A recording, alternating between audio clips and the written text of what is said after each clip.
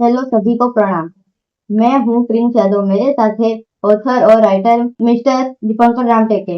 Welcome to channel. आज हम बात करेंगे बुक के अंदर आपने क्या लिखा है। मैंने बुक में लिखा है टोटल 20 चैप्टर। और दूसरा, हमको इसको डिफॉल्ट तरीके से नहीं जीना है। डिफॉल्ट मतलब जैसे चला आ रहा है मतलब आप सुबह उठते हैं, काम पे जाते हैं, आप स्कूल जाते हैं, आप पढ़ाई करते हैं, फिर ट्यूशन जाते हैं, फिर घर आते हैं, खेलते हैं, रात होती है, खाना खा के सो जाते हैं। ऐसे ही हम बड़े हो जाते हैं। अभी 10 साल के हैं, फिर 20 साल के हो जाएंगे, फिर 30 साल के हो जाएंगे। और हमारी आदत जो हो जाती है ना बचपन से 10 20 30, ऐसे ही हम 60 साल में भी यही काम कर रहे होते हैं। तो ये होती है डिफॉल्ट, मतलब जो अपने आप चलती होती है। जैसे कोई मशीन को चला दो, वो कैसे चलते रहेगी जब तक आप बंद न करो। ये जो साल होते हैं, इस साल को अगर हमने अच्छे से प्लान कर लिया, प्रोग्राम कर लिया, तो 20 तक अगर आपने प्लान कर लिया तो 20 के बाद 30 तक आपका लाइफ पूरा डिजाइन कर सकते हो। 30 के बाद आपने शुरू किया तो 30 के बाद आप डिजाइन कर सकते हो। तो डिजाइन मतलब हमको एक ही काम नहीं करते रहना है, हमको दूसरे दूसरे काम करते रहना है, नए काम सीखते रहना है। और सीखते समय बहुत सारी रुकावटें भी आती हैं, तो उसको कैसे लड़ना है और उससे कैसे दूर होना है और कैसे उसके खिलाफ जाके हमको जीत जाना है। तो वो सब मैंने इसमें 20 चैप्टर हैं, वो सब मैंने इसमें लिखा हुआ है। हम अपनी जिम्मेदारी कैसे लें। इस बुक का जिम्मेदारी मतलब होता है हम लोग जो रोज का जो काम करते हैं। अब आप देखेंगे जैसे अब स्कूल में जाते हैं, टीचर ने होमवर्क दिया है, हमको क्या लगता है होमवर्क टीचर ने दिया है, ट्यूशन में पढ़ेंगे, या हम लोग उसको कोई और हमको करा देगा, बड़ा भाई करा दे। तो हम अपनी जिम्मेदारी नहीं ले रहे हैं। लेकिन जब क्लास में डांट पड़ेगी तो हमको पड़ेगी। फिर हम क्या करेंगे, घर आके मम्मी को बोलेंगे, बड़े भाई को या बड़ी बहन को बोलेंगे, तुमने मेरा देखो हेल्प नहीं किया, टीचर मेरे को डांट रही है। अब बताओ, अपनी जिम्मेदारी आपको लेनी है कि दूसरे के नाम पे डालनी। तो ऐसे ही होता है जब हम बड़े हो जाते हैं ना, हमने अपना काम तो किया नहीं, फिर घर आके क्या करते हैं, दूसरे के ऊपर हम बोलते हैं, देखो तुमने नहीं किया, तुमने नहीं किया। तो ये सब चीजें जितना बोलते रहोगे ना, लास्ट में नुकसान किसका हो रहा है, होमवर्क तो आपका नहीं हुआ ना, तो डांट तो आपको पड़ रही। तो वैसे ही काम नहीं करने से नुकसान आपका हो रहा है, दूसरे को बोल के कोई मतलब नहीं है। तो इसको कहते हैं अपनी जिम्मेदारी खुद लेना है। चाहे उस जिम्मेदारी में आपको अगर काम नहीं होने की वजह से गुस्सा आया, किसी ने आपको चोट पहुंचाई, दुख हुआ, तो इसकी भी जिम्मेदारी खुद को लेना है। ऐसा नहीं कि मुझे गुस्सा आ रहा है उसकी वजह से, वैसा नहीं है। अगर आप खेलने गए, बच्चे ने क्रिकेट लेने गए और कोई बॉल किसी ने घुमा दिया या कोई बैट टूट गई, अब आपको गुस्सा आया। अब देखो खेल में होता है, कभी बॉल खो सकती है, बैट टूट सकता है, तो मन को घर में आओगे, रोगे मेरा। तो ये सब करके ना हम अपनी जिम्मेदारी लो कि भाई ठीक है ना, टूट गया, बॉल खो गई ना, खो गई, दूसरी आएगी। कुछ दिन नहीं खेलेंगे, सब लोग मिलकर कुछ इकट्ठा करके नया बैट ले लेंगे, तो बात हो जाएगी। इसके लिए अगर आप 10 दिन तक गुस्सा रहोगे, 10 दिन तक मैं खाना नहीं खाऊंगा, मैं 10 दिन तक कोई काम नहीं करूंगा, ये बोल के आप अपना नुकसान कर रहे हो। तो इसलिए कहता हूं हर चीज में जिम्मेदारी खुद लेनी है, दूसरे को कुछ भी शिकायत नहीं करना है। ये है इसका मतलब। प्रोजेक्शन का क्या मतलब है। प्रोजेक्शन मतलब होता है कि जो हमारे दिमाग में चल रहा होता है उसको ना हम सामने वाले के अंदर हम देखना चाहते हैं। जैसे एग्जांपल देता हूँ, हम मूवी देखने जाते हैं, पिक्चर मूवी देखते हो ना, तो जो स्क्रीन होती है व्हाइट स्क्रीन, तो व्हाइट स्क्रीन पे जो पिक्चर चल रही होती है ना, पीछे से एक प्रोजेक्टर रहता है जिसमें से लाइट आती है स्क्रीन में। तो पिक्चर कहाँ चल रही है, प्रोजेक्टर में। हम कहाँ देख रहे हैं, सामने स्क्रीन में। तो वैसे ही वो प्रोजेक्टर हम लोग अंदर से हम खुद हैं, और हम कहाँ ढूंढ रहे हैं, चीजों को सामने, दूसरे के तरफ। मतलब अगर आप समझो निराश है, ठीक है, आपका एग्जाम में नंबर अच्छा नहीं आया, आप फेल हो गए। अब आप गुस्से में आ गए घर में उदास होके, या टीचर ने डांट दिया, तो अब आप घर में आ गए, गुस्से हो गए। अब आपके अंदर क्या है, प्रोजेक्टर, मतलब अब आपके अंदर वो गुस्सा लेके आप घूम रहे हो, ठीक है, निराश होकर घूम रहे हो। अब आपको समझो मम्मी ने उस दिन खाना आपके पसंद का नहीं बनाया, आप क्या करोगे, जो अंदर गुस्सा है कहाँ का, स्कूल का, वो पूरा कहाँ निकलेगा, घर में।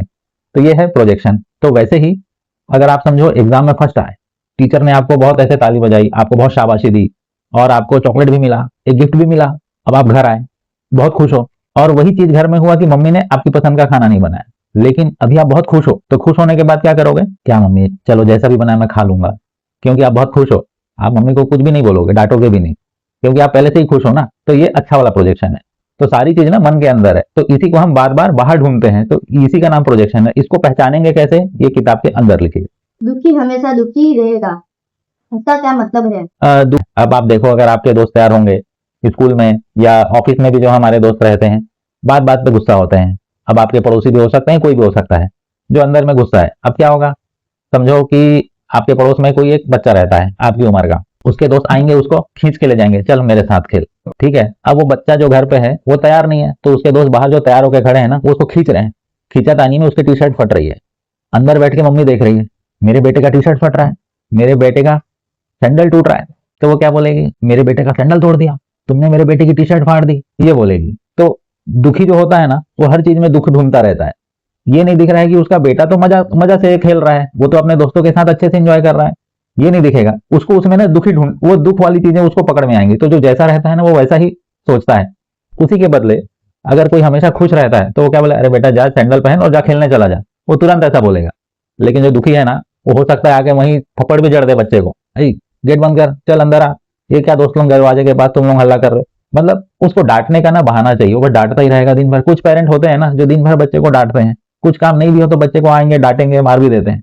तो ये दुखी लोग हैं जो पहले से अंदर से दुखी हैं। उनका कुछ काम नहीं हुआ तुरंत दुखी हो जाते हैं, तुरंत गुस्सा हो जाते हैं, रोते रहेंगे। सब अच्छा चल रहा है, अचानक अरे घर जाना है, अरे गाँव जाना है, कहाँ बारिश हो रही होगी, चिंता, कुछ काम नहीं भी होगी, चिंता। तो ये ऐसे हैं जो हमेशा ऐसे ही रहते हैं। तो ये मैंने लिखी है किताब में कि अब अपनी चीजों को पहचानो और उसको कैसे खुश होने में आप बदल सकते हो, ये हमको जानना है। तो ये डिटेल मैंने इस किताब में उस चैप्टर में लिखी है जिसमें दुखी हमेशा दुखी रहेगा, एक टाइटल है। लिमिटिंग बिलीफ क्या है? लिमिटिंग बिलीफ का मतलब होता है, बिलीफ मतलब जैसे हमारा विश्वास, जैसे हम भगवान पे विश्वास करते हैं ना, हम बोलते हैं भगवान मेरा ये काम कर दे, भगवान मेरा वो काम कर दे, क्योंकि वहां हमारा विश्वास है। अब समझो कोई भगवान पे नहीं मानता है, सब लोग नहीं मानते हैं, ठीक है, तो वो क्या सोचता है कि यार ये भगवान भगवान में कुछ है नहीं, मैं तो इतना मेहनत किया लेकिन मैं पास नहीं हुआ, तो मैं भगवान को क्यों मानूं। मैंने भगवान से इतनी इच्छा की कि मेरे को एक साइकिल चाहिए, एक बाइक चाहिए, एक कार चाहिए, मेरी इच्छा पूरी नहीं होती, तो मैं क्यों भगवान को मानूं। तो जो हम सोचते हैं ना, धीरे धीरे वो एक विश्वास में बन जाता है, भगवान जैसा कुछ नहीं होता है। तो ये एक विश्वास बना। ये कैसे बना? हमारी सोच से। सोच कहां से आई? एक बार कभी कुछ हो गया तो वो सोच को हम धीरे धीरे धीरे छोड़ते फिर विश्वास में आ जाते हैं। ऐसे ही जैसे हम सुबह, तुम 2 बार लेट हुए हो, लेकिन धीरे धीरे तुम्हारे मन में क्या आ गया, मैं हमेशा लेट होता हूँ। तुमको कुछ काम करने दो, मार्केट जाके 4 चीजें लानी बोलो, तुमसे 2 ही सामान ये आया और 2 सामान तुम भूल गए, तो तुम्हारे मन में क्या आ गया, यार मेरे से कुछ काम ही नहीं होता है, मेरे साथ तो ऐसा ही होता है, कुछ भी करूं तो मेरा काम ही नहीं होता। तो ये सब लिमिटिंग बिलीफ है। हम किसी इंसान के बारे में भी अपनी मनोधारणा बना लेते हैं। मेरे पिताजी तो बहुत गुस्सैल है, मेरे पिताजी तो बात ही नहीं सुनते, मेरी बहन तो मेरा बात ही नहीं सुनती। क्या ऐसा ही है? ये वैसा बात है क्या कि जैसे भगवान है या भगवान नहीं है? इतनी बड़ी बात है, ये गलत है। हम भी बोलते हैं बच्चे बात नहीं सुनते, बच्चे अगर नहीं पढ़ते तो ये आपका काम है, उनके साथ बैठो 2 घंटा पढ़ने के लिए, वो पढ़ेंगे, फिर उसके बाद फोन दे दो। क्या वो स्कूल जाके भी फोन देखते हैं? नहीं ना, तो वहां तो पढ़ रहे हैं। और आप क्या बोलते हो, बच्चे दिन भर फोन देखते हैं। दिन भर में तो दिन भर आ गया, सुबह से लेकर रात तक, पर 5 घंटे तो स्कूल में है, आप क्या बोल रहे हो, दिन भर। तो ये तो गलत बात हो गई। इसी को हम लिमिटिंग बिलीफ कहते हैं। मतलब आप अपनी विश्वास को ऐसे बना लेते हो मजबूत कि ये चीज ऐसा ही होता है, ऐसा है नहीं। आप बोलते हो बच्चे बात ही नहीं सुनते, क्या कुछ भी बात नहीं सुनता? अरे पूरे दिन में 2 बात सुनता तो होगा, कम से कम आप 2 बार पानी मांगोगे, 1 बार ला के देगा। तो क्या आपके उसके मन में, आपके मन में ये आ गया कि कुछ भी बात नहीं सुनता? ये तो गलत है। इसी को लिमिटिंग बिलीफ करते हैं। तो ये हम अपनी लाइफ में ना ऐसे प्रोग्राम बना लिए हैं, ये नहीं होता, ऐसा नहीं होता, वैसा नहीं होता। इसको बिलीफ को ना तोड़ना है, इस विश्वास को तोड़ना है और बदले में नया हमको विश्वास बनाना है। नहीं भाई, बच्चा बात सुनता है, बच्चे को भी वैसे विश्वास बनाना है कि मेरी बहन बात सुनती है, मेरे पिताजी बात सुनते हैं, कोई गुस्सा नहीं करता, सब अच्छे से रहते हैं। तो जैसा हम विश्वास बनाएंगे वैसी सोच हमारी बनेगी, और जैसी हमारी सोच बनेगी हमारे साथ वैसा ही होगा। ये हमें लिमिटिंग बिलीफ। रुकावटें आएगी क्या मतलब है? रुकावटें आएंगी मतलब, अब अगर आप समझ गए कि आपकी लिमिटिंग बिलीफ क्या है और इसको आपको तोड़ के आगे जाना है। लेकिन जो इतने साल से जो पैटर्न चला रहे हैं, मतलब पैटर्न मतलब आपको जैसे दुखी का मैंने बताया, आप दिन में 10 बार दुखी होते हो, 4 बार खुश रहते हो, तो दुखी वाला पार्ट ज्यादा है, खुश रहने वाला पार्ट कम है। अब आप समझो पूरे दिन में आधे दिन दुखी हो, आधे से ज्यादा दिन दुखी हो, और थोड़े दिन ही खुश हो, थोड़े देर ही खुश हो। अब आप सोचोगे कि मैं अब अगले दिन पूरा दिन खुश रहूंगा, ऐसे नहीं हो सकता है, क्योंकि हमें इतनी साल की जो आदत है वो कहाँ जाएगी। तो हम क्या कर सकते हैं, जो पूरे दिन का जो दुखी है ना, तो उसको थोड़ा थोड़ा कम करके दुखी रहना है और ज्यादा उसमें खुशी को भरना है। तो कैसे भरना है वो सब किताब में है। तो जब आप ये काम करते रहेंगे ना, आपको उस टाइम रुकावट आएगी। जैसे अगर आपने बोला कि नहीं मेरे घर में मेरे पिताजी मेरा बात सुनते हैं, मम्मी मेरा बात सुनती है और मेरा सब काम करती है, स्कूल में भी झगड़ा हो, ऐसा भी हो सकता है। तो ये सब रुकावट है, ये आपको पहचानना है कि यही रुकावट है। और इसी ऐसा आएगा कि रुकावट आना बंद हो जाएगी, क्योंकि ये यूनिवर्स मतलब भगवान हमारा ना परीक्षा लेता है कि अच्छा तू सुधरना चाहता है, चल मैं देखता हूँ, थोड़ा ऐसे भेजता हूँ तेरे पास कुछ तेरे ऐसे दोस्त जो तेरा परेशान करें। कुछ दिन ऐसा हो कि मम्मी तुझ पे डांटे या पापा तुझ पे डांटे, ऐसा कुछ भगवान देख के तुझे एग्जाम लेने के लिए देता है वो। आपका बहुत बहुत धन्यवाद। अगले एपिसोड में मिलेंगे नए बुक के साथ। Thank you.